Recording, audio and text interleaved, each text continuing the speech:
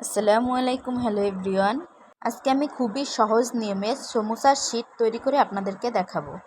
এর জন্য প্রথমে একটি পাত্র নিয়ে তার ভিতরে 2 কাপ পরিমাণ ময়দা দিয়ে সামান্য একটু লবণ দিয়ে দিব। তারপর অল্প অল্প করে পানি দিয়ে খুবই সফট একটি ডো তৈরি করে নিব। এই ডোটার ভিতরে একেবারে পানি দেওয়া যাবে না, অল্প অল্প করে দেখে বারবার পানি দিয়ে সুন্দর করে সফট একটি ডো তৈরি করে নিব। একটু সময় নিয়ে হাত দিয়ে মুথে নিব। দেখুন কতটা নরম হয়েছে। এরপর একটু তেল দিয়ে কিছুক্ষণ সময় রেখে দিব। এরপর আবারও কিছুক্ষণ সময় নিয়ে ডোটা ভালো করে একটু মথে নিব। যত সময় নিয়ে ডোটা মথে নেবেন শীটটা তত বেশি সুন্দর হবে, তত বেশি পাতলা হবে। তাই আমরা চেষ্টা করব সব সময় ডোটা একটু ভালো করে মথে নিতে। এরপর এখানে কিছুটা ময়দা নিয়ে আমি ছোট্ট একটা ডো করে নিয়েছি। তারপর এগুলোকে ছোট ছোট করে কেচি দিয়ে কেটে নেব।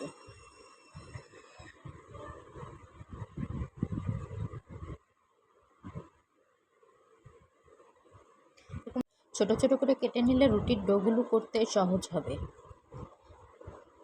দেখুন আমি কতটা পরিমাণ করে কেটে নিয়েছি।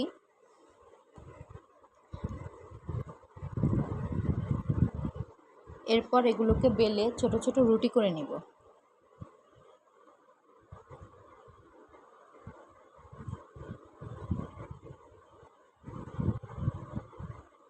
আপনাদেরকে আমি দেখিয়ে দিচ্ছি রুটিটা কতটুকু মোটা করে বেলে নিয়েছি। এরপর এর উপরে দিয়ে দেবো সামান্য পরিমাণে তেল। তেলটা এমনভাবে রুটির গায়ে লাগাতে হবে যাতে রুটির কোনো অংশে খালি না থাকে। এরপর দিয়ে দেবো সামান্য পরিমাণে ময়দা এবং করে এক এক করে 4টা রুটি এখানে বসিয়ে দেব।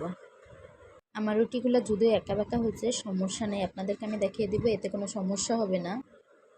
তো আমার 4টা রুটি দেওয়া এখানে শেষ। এখন এই রুটিগুলি একসাথে বেলে একটা রুটি যতটুকু মোটা হয় ততটুকু করে বেলে নিব।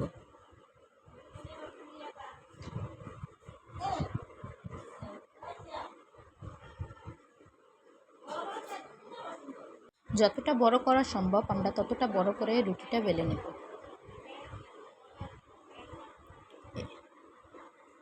এরপর চুলায় একটি কড়াই বসিয়ে আমি রুটিটাকে ছেঁকে নেব।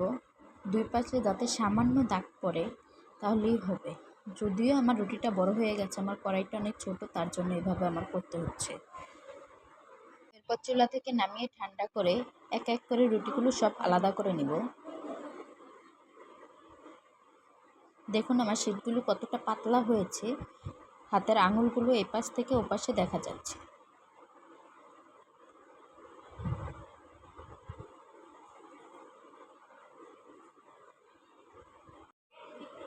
আমি এখন এক এক করে সবগুলো রুটি আলাদা করে নেব। দেখুন কতটা সহজে উঠে আসতেছে।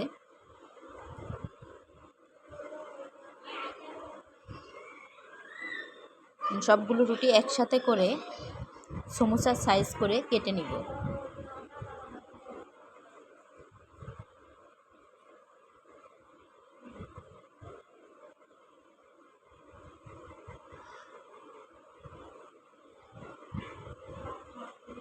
এই তো তৈরি হয়ে গেল আমাদের সমোসা বা স্প্রিং রোলের শীট।